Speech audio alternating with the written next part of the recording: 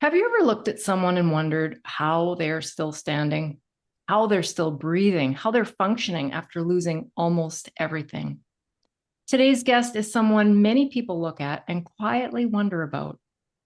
Tom Zuba lost his wife, Trish, and his two children, Erin and Rory, three unimaginable losses. And yet, he's still here. He's spoken across the country, appeared on The Oprah Winfrey Show, and has walked alongside countless grieving souls. But today, he's here with us on the Child Loss and Grief Support podcast to share his insights and experience. So if you've ever wondered how someone keeps going or whether can keep going, I'm going to say that over again. So if you've ever wondered how someone keeps going or whether you can keep going yourself, this episode is for you. Welcome to the show, Tom. Thank you so much. That is a beautiful, beautiful introduction. It brought tears to my eyes, but they're tears of happiness and gratitude because it feels so good to be seen. And I will sit right by you. It's like, how am I still here? I'm not exactly sure. I'm not exactly sure because when I sit down and really take in everything I've lived through, it's unimaginable. And to be honest with you, I'm still processing it. I really, really am. Absolutely. I think we all question that at different parts in our grief journey. I know it's I've just passed the 10-year mark since losing my daughter. And that was a really introspective point in time because you think, how the heck did I get here? And How the heck I did my think, marriage last? How the heck anything? and I think it's important to acknowledge that for me, it's like 5 years. It's like, oh my Lord, how could that be? But 10 years, I'm still standing here and I can smile at 10 years. I never imagined that in a million years at the very, very beginning. Absolutely. And we're going to dive into that a little bit more. But first, if by some chance people have not heard about you and all the work that you've done, can you tell the audience a little bit about your grief journey? Absolutely. What a lot of people don't know is that I have a little brother that died. When I was 6 years old, my little brother Daniel Patrick died the day after his baptism. He died really, really suddenly. My parents thought something was wrong. They rushed him to the hospital and he died within hours. So I've always known that people could die, that children could die. But this is really, really important. Never, never in a million years did I think it would happen to me.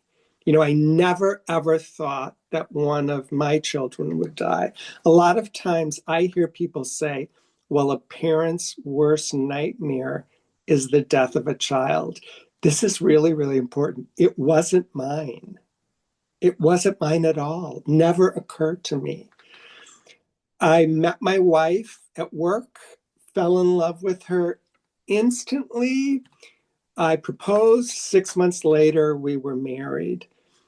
And about 4 or 5 years later, our first child was born, and it was a little girl, Erin Brennan Zuba. My wife's maiden name was Brennan, and I'm so glad she did. She said all of our children's middle name will be Brennan, so the family name will carry on. I loved that. And professionally, she went as Patricia Brennan Zuba.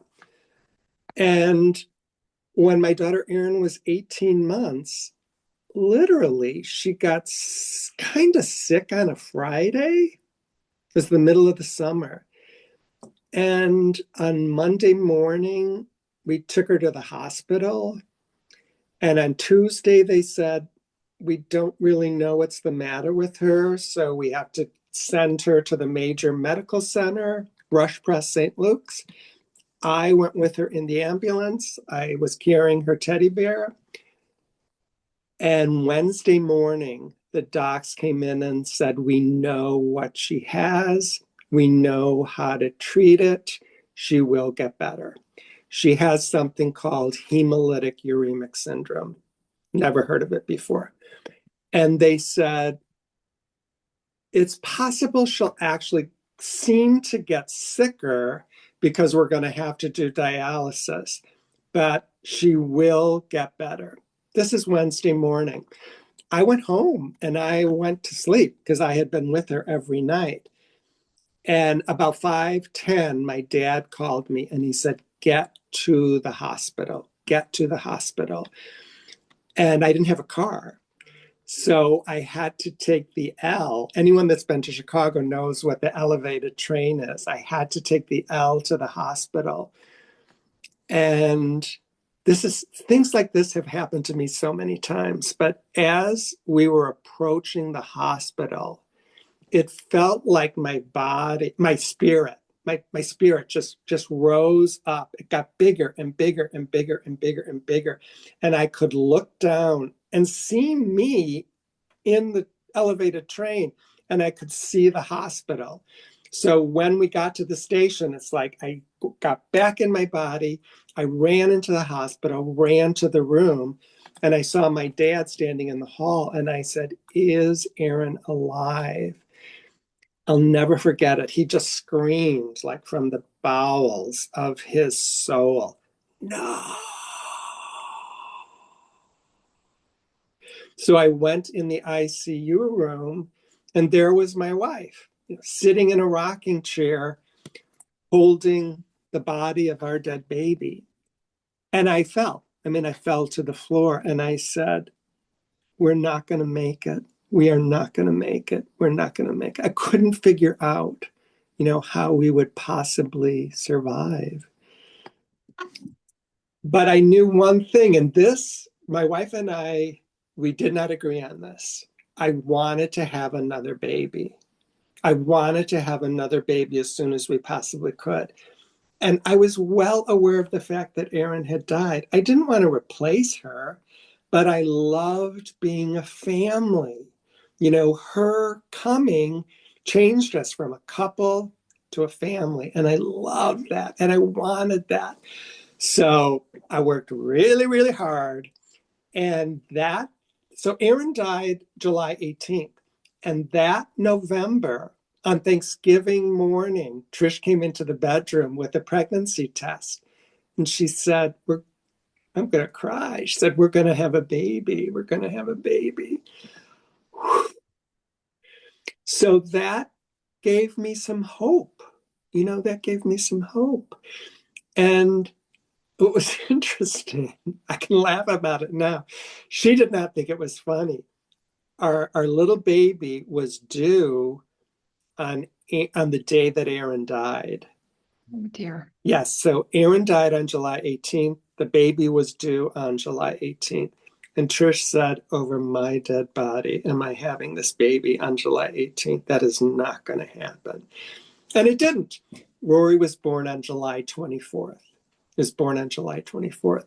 And what's really, really interesting, a lot of people don't know this, about 10 days after he was born, we rushed him to the hospital. It was the same hospital that Erin died at. And they couldn't figure out what was the matter with him. So they sent us home. And, we were young and we were optimistic and, we're like, okay, everything is fine. And about 10 days later, we had to take him back to the hospital. And they kept him for a couple of days. And I remember I called my parents and I said, we're in the hospital. And I cried and I said, if Rory dies, I am not going to live. I'm just not going to live. So they diagnosed him with something. Isn't that funny? I can't even remember. Oh, it had something to do with his kidneys. How it was relatively common how the tubes connecting the bladders and the kidneys hadn't formed completely, but they would as he continued to grow. And they did. So, but to me, as I reflect back on that, what Rory or the universe, my angels were saying is, pay attention to me. I am here, Daddy. I need you. Right. Pay attention to me. Pay attention to me. And I did. I did. And then 4 years later, Trish was pregnant again. And by then, I'd say we're kind of back to a new normal. Our son Sean was born in 1995. So we had two little boys, Rory and Sean. And for the next couple of years, it's like we are just floating along, floating along, floating along. And in the fall of 98, Trish said to me, something is off. I just don't feel right. She went to the doctor and he had her take all of these tests and everything came out normal. This is normal. This is normal. This is normal. This is normal. But around Thanksgiving, she started coughing really, really bad. And at Christmas, not only was she coughing, but she was coughing up blood. And she said to me, once the hustle and the bustle of Christmas recedes a little bit, I need to get myself back to the hospital.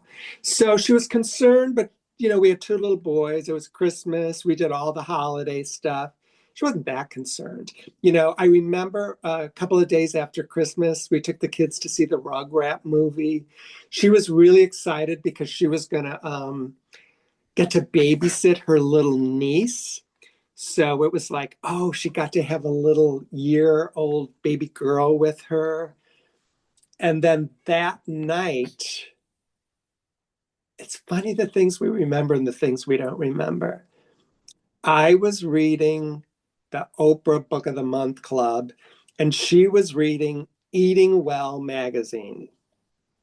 And something happened. And I wasn't sure if she was having a seizure or a stroke, but I called 911 and they took her to the hospital.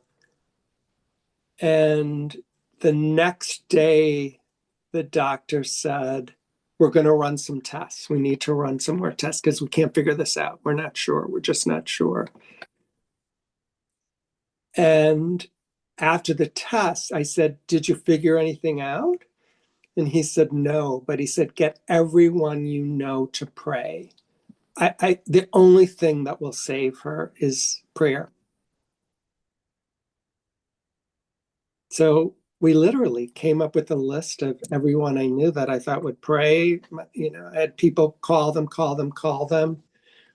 And the next day was New Year's Day, and I thought, she is not going to die on New Year's Day. She wouldn't do that. And the next day, what would have been our daughter Erin's birthday, January 2nd. And I'm like, she's not going to die on January 2nd.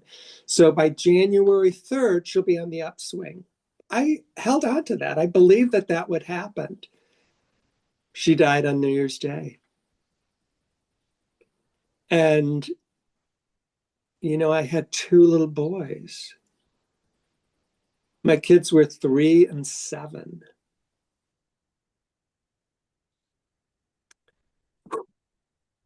So, my mom was with us, and I said, Mom, you need to stay here. You need to stay with me and Rory and Sean.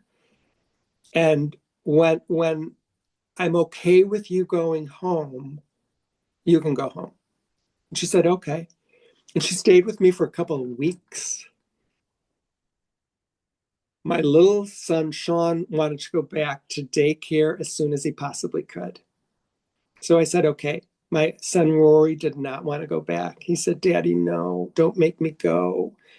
And I said, well, why not? Why don't you want to go? He said, I don't want anyone to see me. I don't want anyone to see me. So he stayed home for a couple of weeks. He was really, really smart. So I was like, he's not going to, this is not going to hurt him academically.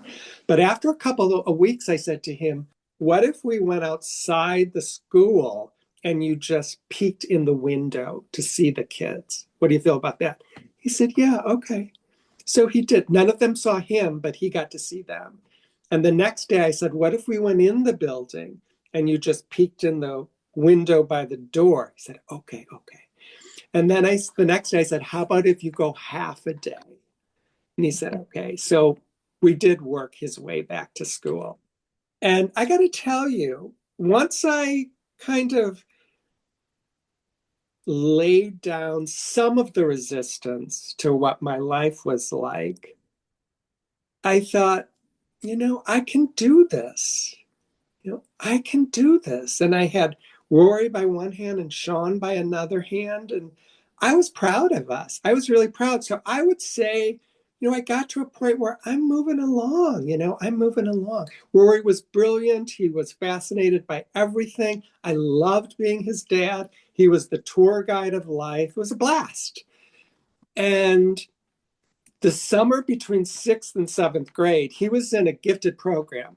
That summer, in a really sweet way, he said, oh, Daddy, I cannot wait to get to seventh grade. And I said, why? He said, I can't wait for my teachers to realize how smart I am. And he That's was. awesome. Right. So he went to seventh grade for 2 days.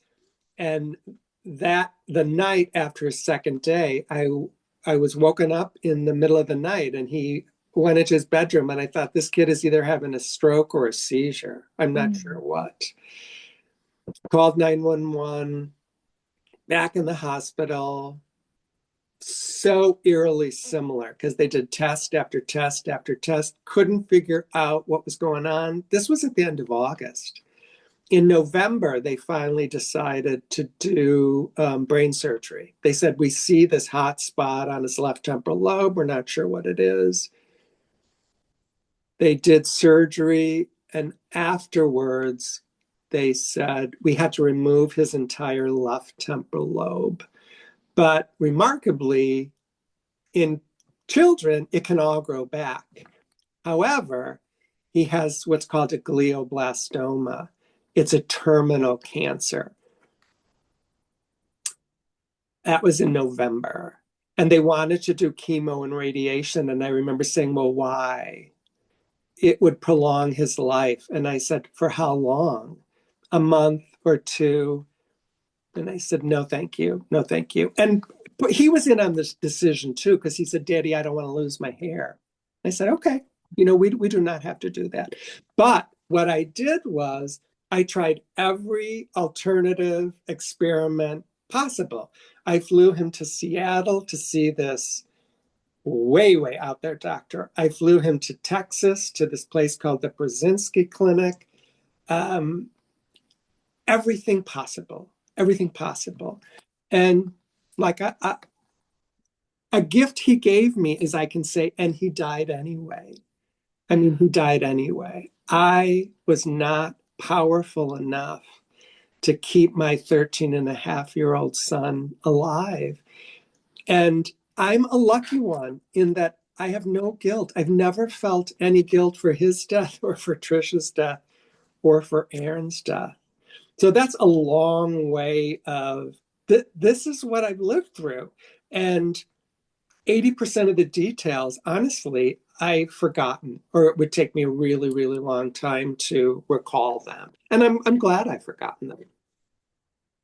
So I have to ask you, the thing that kept coming up for me as I was listening to you talk about your journey, you're one human experiencing three massively big losses in your life.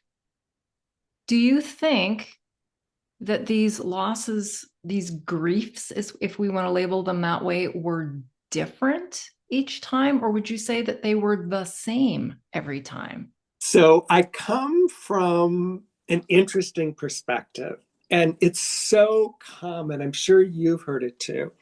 Everybody grieves differently. Yes. Everybody's experience is so, so different. I'm a life coach. I've worked with several hundred people.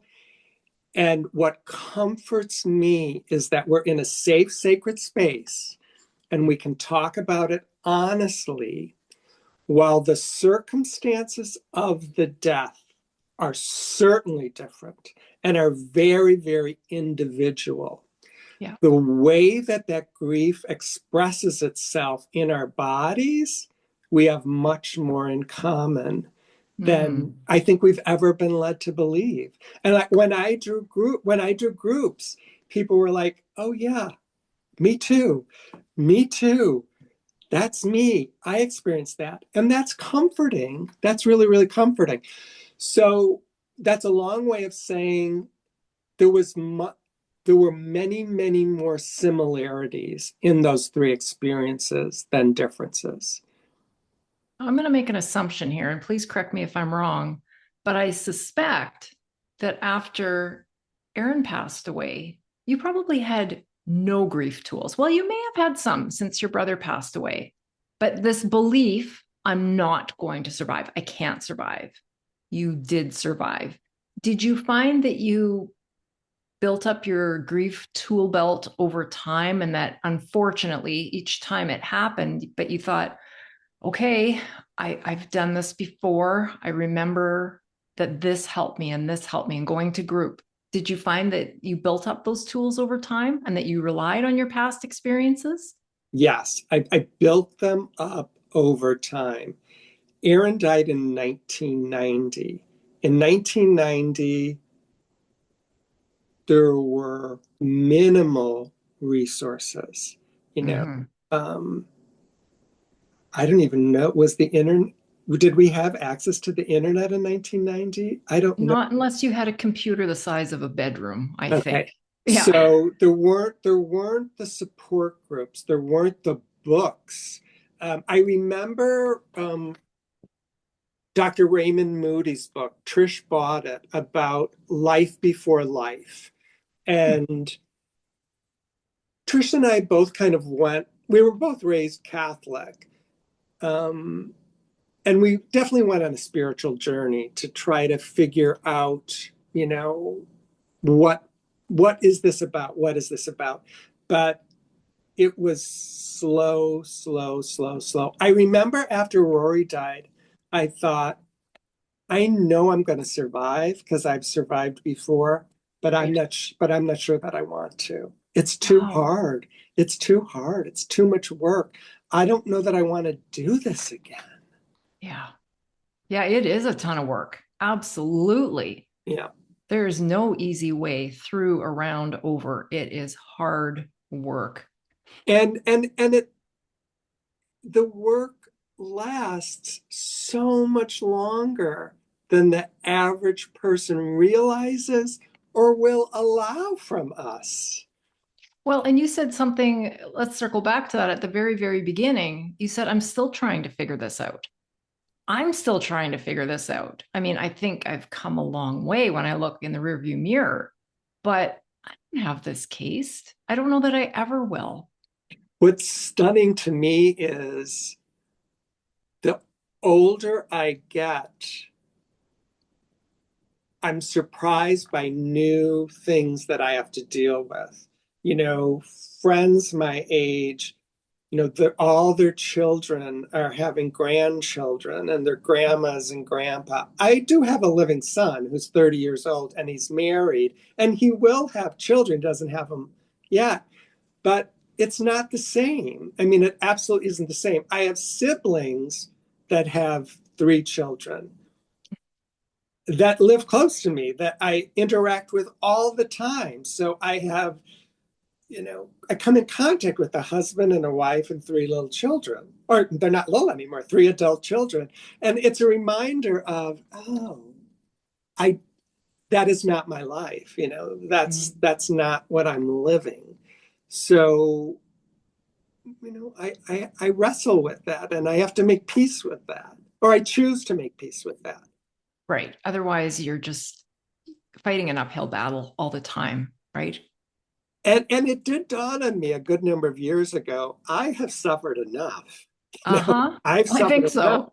So I would prefer not to create any more suffering for myself. That's a really good point. I hope the audience took a moment to take that in, not to create more suffering for yourself. Thank you for that. And to choose peace. I mean, we every single day there's an invitation extended to us. What am I going to choose? What am Mhm. I going to choose? What am I going to choose? I'm going to choose peace as often as I can. And love. Absolutely. So I'm curious, is there anything about grief that you have found the most surprising, the most shocking? Like compared to pre-grief Tom to now post-grief Tom, what has surprised you the most about grief? So I wrote a chapter in this book, Permission to Mourn, and I debated and debated and debated about whether or not to include it Hmm? because I thought people would just, but it's chapter 20, gifts given and received. Gifts given and received. So what stunned me is that I have most definitely received gifts through the death of my son and my daughter and my wife. And to go back to your word, love, I knew I loved Rory. I knew I loved him. I loved him. I loved him. I loved him. But it wasn't till after his death that I really, really realized the scope of the massive love that I had for him and still have for him. And I'm proud of that. I'm proud of that. Um, Grief is an invitation. It can be an invitation. It's an invitation to be kinder to people, to be kinder to ourselves, Definitely. to be gentler, to be more understanding, to give people the benefit of the doubt. Um, Many, many, And many gifts. Never occurred to me. and terrible, terrible reminder that things can happen in a heartbeat. Things can change. What you expected, you're going to be a loving husband and wife, growing old together and watch your children grow up, have children, and so on and so forth, gone. I watched my daughter walk out the door on a regular Tuesday night. She never came home again. So I think just that realization alone sounds crazy, but it was a bit of a gift as well because now you have a different perspective on things. You appreciate things a lot more, right? You don't let the petty things get under your skin. You're quicker to forgive. And that takes work because we're It still human does. beings. We're still human beings. Yeah. Yeah. You're absolutely right. When I toasted my wife at our wedding, I invited everyone back to our 60th wedding anniversary. I said, we're going to have a celebration and you're all going to be there. So Right. yes, that was my plan, to sit on a porch in two rocking chairs and hold each other's hands and reminisce.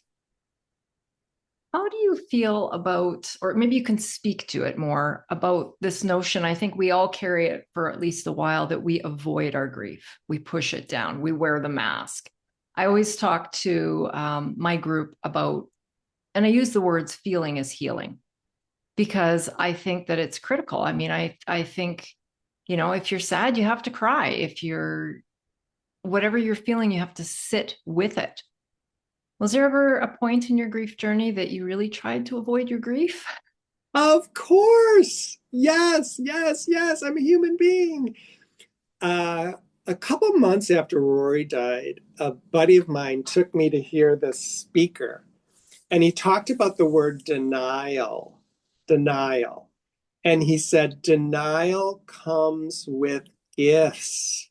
Mm, Denial protects us. right. It protects us till we acquire, the tools, the support system, the resources to deal with that which we've been avoiding. So I actually think that avoidance can be a good thing, until we're ready. Until we're ready.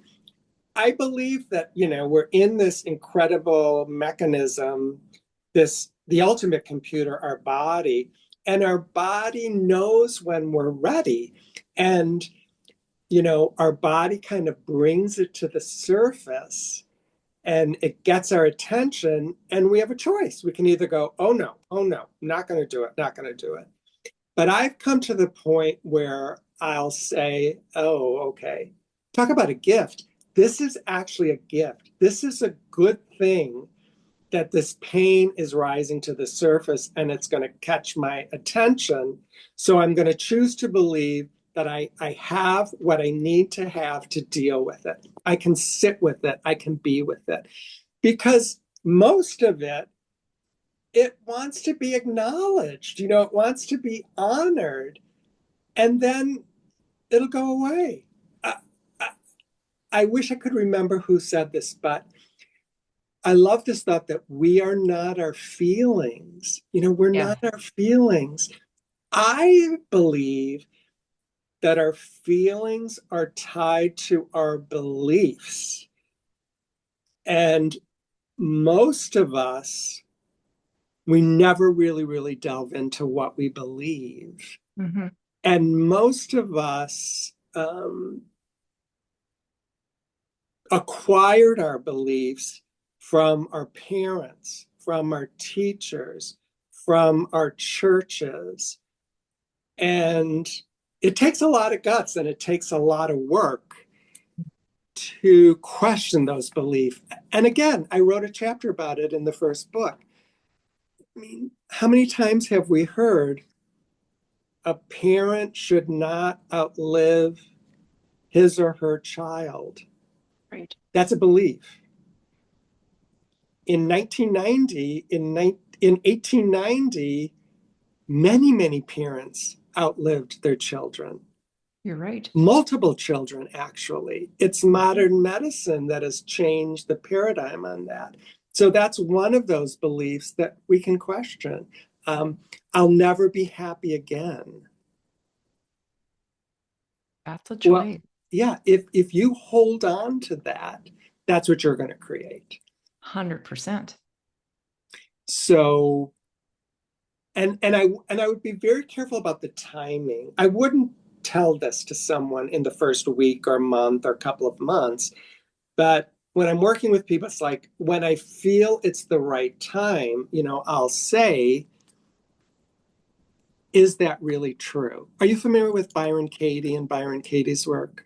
I am. Yes. So, I mean, that's what she suggests that we ask ourselves. Is it true? I mean, is it Mm-hmm. really true that I'll never be happy again? Right.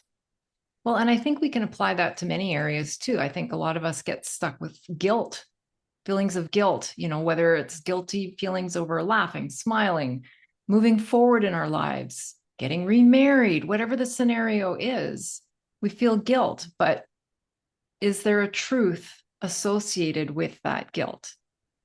Did we Exactly. cause Katie's accident by allowing her to walk out the door that night? The fact is, no, I did not. So why did I carry that guilt with me? So I think Right. that's really, really an important question to ask ourselves.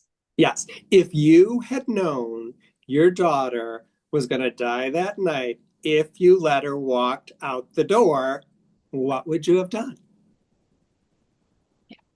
None of us have that power. None And I of it. think you were the first person I heard say those words. And perhaps I read it in your books. I can't remember, but that simply we're mortals. We're humans. None of us can predict the lottery ticket for Friday. None of us can predict the weather, for heaven's sakes, for 2 days from now. So what makes us think that we have the power to prevent our loved one, our child, our wife, whatever, from dying? None of us are that powerful. Exactly. And that's another gift that Rory's death gave me because, like I said, I tried everything. I mean, I built this huge network through Caring Bridge. People all over the world were aware of what was going on with us. So I literally had water from Medjugorje. I had someone brought his photos to John of God. We did, and anyone and everyone that had some type of a ceremony or a suggestion, they were welcome in my house. And I would try it and I would try it and I would try it. Like I said, I couldn't keep him here. Right.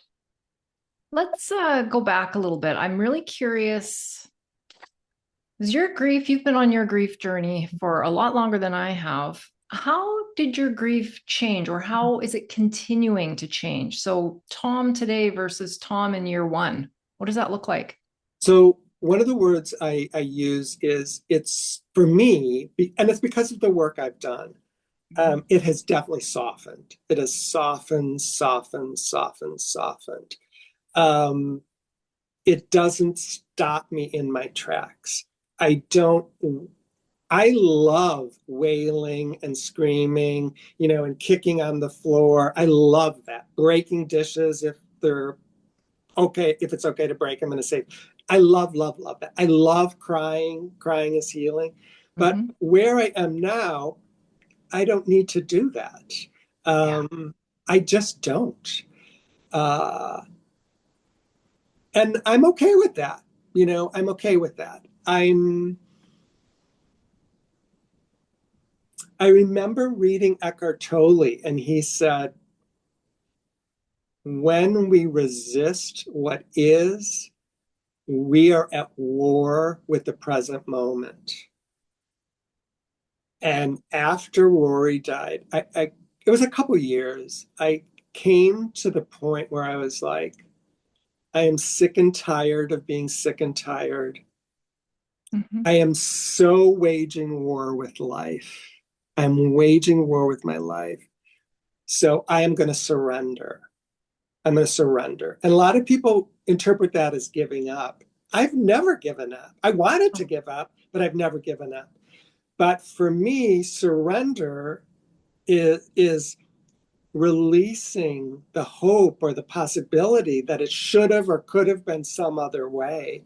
So I would literally, I can see the space from where I'm sitting. I would lay on my living room carpet with my arms outstretched when I was at home alone. Sean was at school, and I would say, I surrender. I Mm. surrender. Help me surrender. Help me, let me surrender. So, for the most part, on a good day, yes, I have surrendered. I'm not fighting it. I don't like it. Right. I don't like it. And I'm not okay with it. But I surrender that I can't change it. It's interesting. I use the word release. Same contact. I think, and I don't know if it's my personality, but I think as human beings, we do try to control things, right? We do things because we expect a certain outcome. Absolutely. And that control keeps us so stuck in whatever's happening in life. And so I like to think of it as more of a release. I give up my control to the situation, to the universe, to God, to whomever, to guide me to get through this situation. It's and Absolutely. it just feels lighter. It doesn't mean that your grief is gone. It doesn't mean that you're healed or any of these other things, but it just lightens your load to let go of that control. Um, yeah, those are very, very wise words. And there's so little, if we're really, really honest, there's so little we can control Mm, anyway. I mean, on a good day, I can control my response to life. On a good and day. that's it. Exactly. That's Yes. it. Yeah. Now, I also want to talk about your spiritual side because in your books you've read and in everything that you do, I feel like and you talked earlier about you and Trish, how you leaned into this notion of the universe and all of that. And I'm curious what kind of relationship you have now with Trish and your children. Uh, you're either reading my mind or I'm not. there's an energetic connection here. Because what I was going to say just a minute ago is I was raised Catholic, like I said, and I prayed and prayed and prayed that my people would live. And I was taught that, if you say the right prayer at the right time in the right way, God will answer your prayers. Right. Okay, so their deaths was an invitation for me to just completely question my understanding of prayer. And that was a step in the direction of really evaluating. I'm going to use the word God. The God that I believe in does not care what we call him, her, it, they, but I'm going to Right. use the word God. I've chosen to believe that God is love. Mm. God is love. Um, I think the three most powerful words in the Bible, but not a human love. I shared with people how much I loved Rory. Multiply that by a zillion. I've chosen to believe that that's how much I am loved by this thing that I'm going to call God. That love is not going to keep me from being reunited with Trish and Rory and Erin when I leave this physical body. My dad died in 2019, and my dad was very, very Catholic. Mm. And on a couple occasions, I would say to him, Dad, what do you think's going to happen when you die?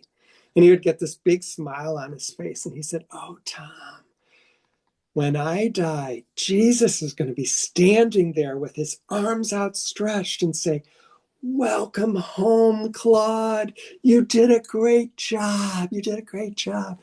And he said, "What do you think's going to happen?" And I said, "Dad, if Jesus is standing there, I'm going to say, 'Get out of the way. I want to see Trish, and I want to see Rory, and I want to see Erin.'" And now I've added, this is the picture that I hold. Like when I'm leaving my body, Trisha's going to have a hand, Rory's going to have a hand, Erin's going to have a foot, and my dad's going to have a foot, and they're going to just yank me out, and it's going to Yeah.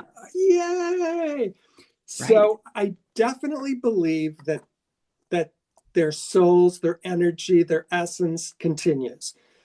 And again, this is my brilliant son, Rory.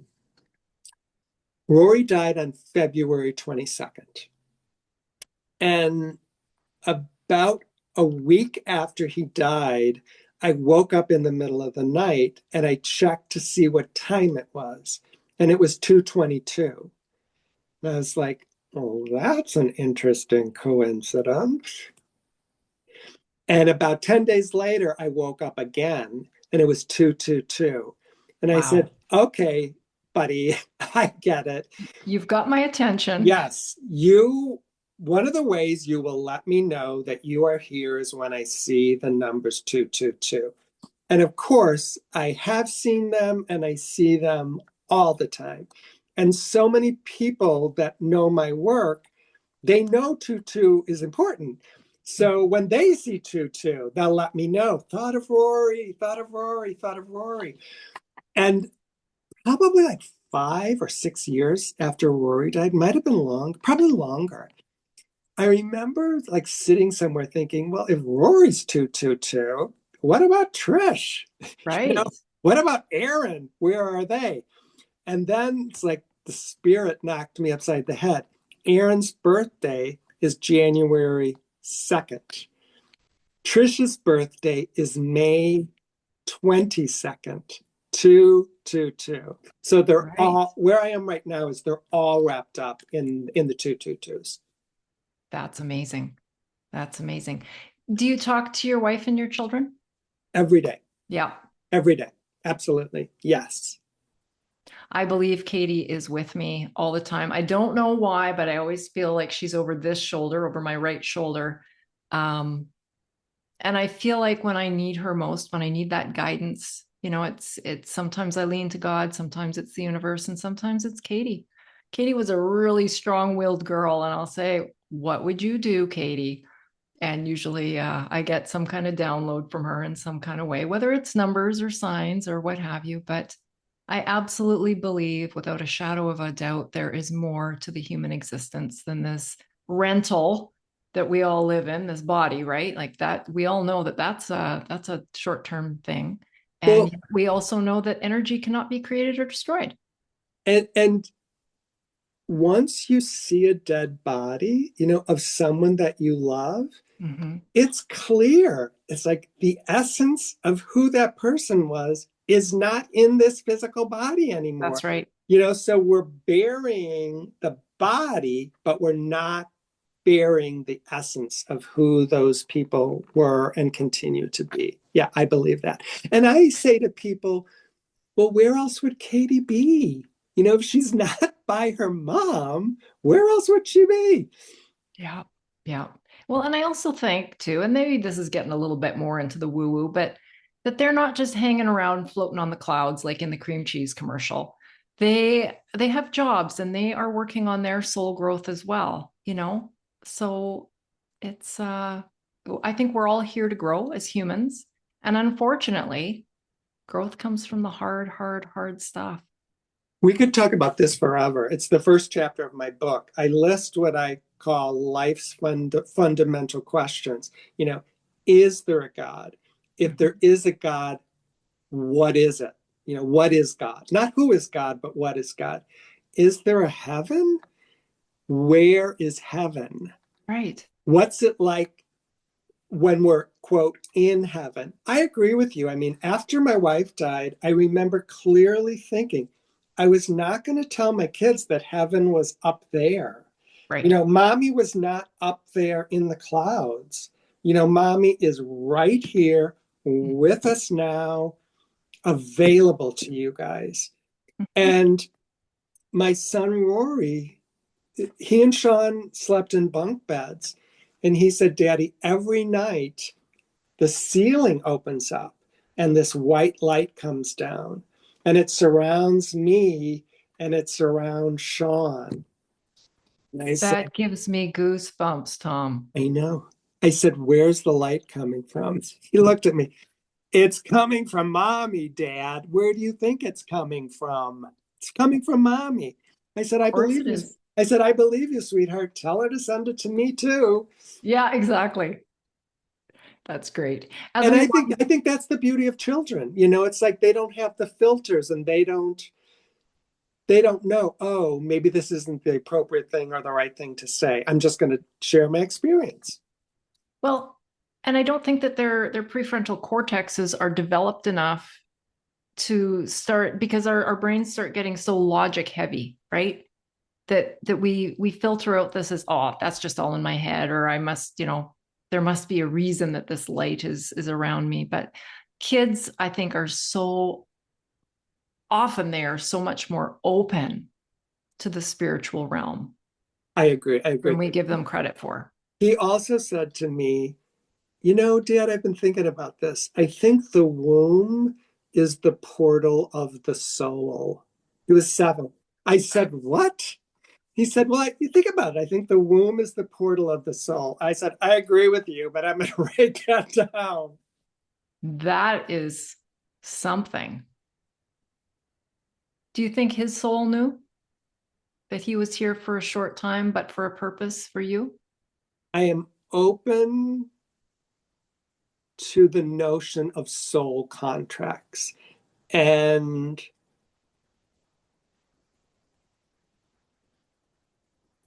it's definitely possible. It's definitely possible. And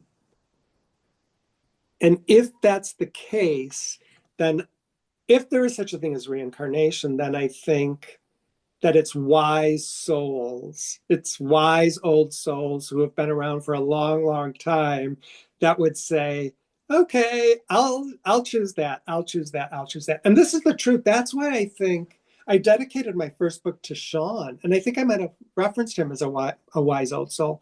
It's Mhm. like, if we do choose our lives, Sean chose this one, that his mom would die, his brother, his best friend would die. He would always hear about this older sister that died.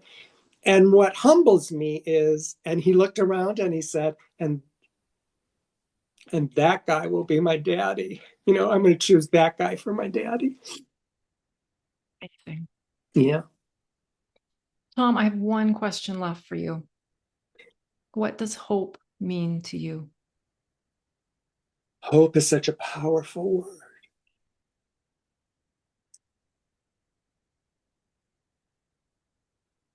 Wow, what does hope?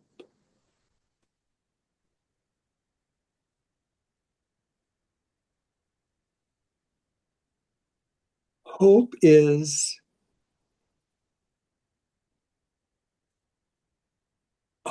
possibility, and hope is I have a say in how I'm going to feel. I have a say in what I'm going to think. I cannot change the past, but in this moment, I can participate. In this moment, I can participate. In this moment, I can participate. And I can give and be open to receiving love. It's not over. It's not the end. And that's a hard concept to be open to in the beginning. And I've written about this too. For some people, the beginning can be 5, 10, 15 years. The beginning, I'm not talking about time, I'm talking about kind of frame of mind. Am I willing to take my hope is that someone's heard one thing I've said today and will think and feel, okay, I'm going to choose to believe that. I'm going to choose to believe that. Um, it's not over. And I don't think it's ever over, actually. But while we're in our physical bodies, it's not over. And we didn't come here to suffer the rest of our days, like I said earlier. We came, well, I had the nerve to suggest that we came here to be radiant. I mean, that's my second book. We came here to shine this light. And my light is brighter now because it's magnified with Rory's light and with Erin's light and with Trish's light. Yeah. That's a big, big, big concept, but yeah, it's worth hoping for. So, okay, even if you can't hope, if a listener is at a place where I can't hope, then what if you set the intention, I wish I could hope again, or I'd like to be able to hope again. Maybe I'll hope again. That's leaning in, just lean in the tiniest bit. planting a seed. Absolutely. Yes. Yes. And not just once, but over and Repeatedly. over and over and over again. Yeah. And there's days I think where hope is a little bit more, we're more able to lean into hope some days than others. And I think those days lean Yes. in. Whether it's just enjoying the sunrise in the morning and seeing the possibility of the day, finding the beauty in the smallest things around you and the people around you. Start looking for the good, and we start seeing and experiencing the good in the world again. Yes, I believe that beauty vibrates at a healing level. Mm-hmm. So I try to surround myself with beautiful things. Hold on one second. I'll be right Yes. back.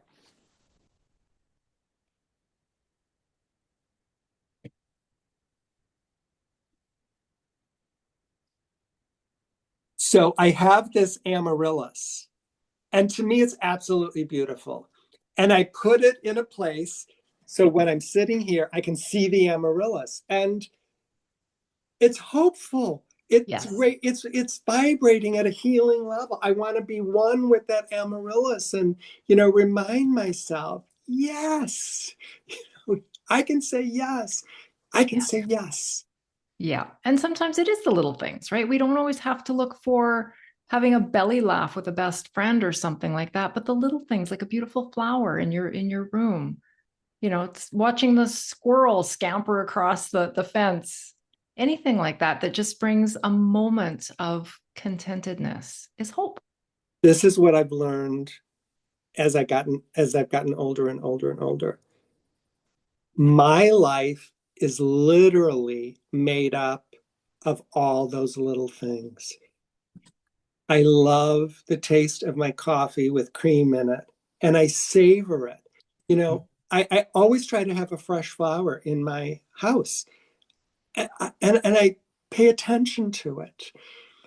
It's the little things. My day is made up of one little thing, one little thing, one little thing. When it's 10 below zero and my furnace clicks in, yes. It's all, when my car starts. Gratitude, they're all tied together. I truly believe that. And I Yeah. think the more we're grateful for things, the more we receive those things, right? And notice them. Yes. They're here. It's just, am I able and willing to notice them? Yeah. Um, Life is made up of all those little things that Mhm. bring us happiness or contentment or joy. Yeah. And sometimes, as hard as it might be, it's shifting that focus even a degree, rather than everything is horrible, everything is bad, the worst possible thing has happened to me, even those things are absolutely true, not diminishing them at all, but just challenge yourself for one day. Let me This find is a, this is the three good things. right. And the opposite of that is I think helpful too.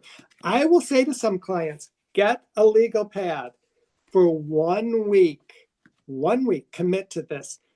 I hate this day. I hate it. It's horrible. This is what I hate. I'm going to make a list of all the things I hate. This sucks. This sucks. You have to fill the entire page. Really, Yes. And then you do it the next day. And then by about day 5 or 6, how do you think you're feeling? really crappy. You think so? I would just be kind of sucked into the black vortex of negativity. You don't think you might be tired of it's like, oh, I'm tired of all this hate. Well, Yuck. that could be. Maybe you should try it. But I maybe no, should. seriously, because for me to have to fill up a whole page of things I hate, I couldn't do it. I mean, I Yeah. absolutely couldn't do it. And I wouldn't want to do it. But there are some people, they have to release it. It's Right. healthy. Yeah. Don't keep the grief in, get it out, get it out, get it out. Put it on paper. Most people that I work with, by like day 5 or 6, they're like, okay, I'll keep doing it, but I'm not going to do this again. I feel better. I Right. feel lighter. Right. I've released Okay. it. Excellent. Well, Tom, you are a very, very wise man. You've got 1,000 excellent ideas for coping, perspective, all of it. Where can people go to find you and your books? So my book, Permission to Mourn and Becoming Radiant, they're both available on Amazon. Perfect. If someone wants a signed copy, my website is tomzuba.com. They can order a signed copy there. I have 2 Facebook pages, but I'll tell you, my personal page is Tom Zuba, which I created a long time ago. And I hate to say this, but I just noticed today there's like 999 friend requests Oh that I my. that I haven't accepted yet because it's more my personal page. Hmm. And I have, a grief page, and it's Tom Zuba teaches a new way to do grief. And that's one of those pages, all you do is like it. You just like it. I don't have to accept you. And that has thousands and thousands. And that's where I do my grief work. So Perfect. and I also have an Instagram page, and, I do grief work there too. But the best way to connect with my grief work online is Tom Zuba teaches a new way to do grief. On Facebook. Yes, on Facebook. Terrific. I will make sure and put those links in the show notes. I cannot say a big enough thank you to you. I feel like we have so many more things to talk about. So I may invite you back on the show if you're willing to do so. But for right now, thank you, thank you, thank you for your insight, sharing your experience and your wisdom. I know that our listeners will get a lot out of that today. Thank you, thank you, thank you. I would love to come back and talk. Maybe your listeners have questions that they would really like me to dive into. Thank you for doing the work that you're doing. I know that it's not easy, but thank God for people like you who keep the conversation going. Um, every This is something I cannot figure out. Every single one of us will die, and if we live long enough, we'll experience the death of someone that we love. Why is it so hard for us to talk about living with the death of our loved ones? We're trying to change that. We're trying to change that. You and I definitely. There's a lot of us, and just trying to shine our light and our loved ones' light. And I think, in this scary, fearful place that we're living in right now, I think if we can all shine our light just a teeny bit brighter, we can make this world a better place. Absolutely. Thank you for doing what you're doing. Thank you so much, Tom. Thank you for being here today. I really appreciate your time. You're welcome.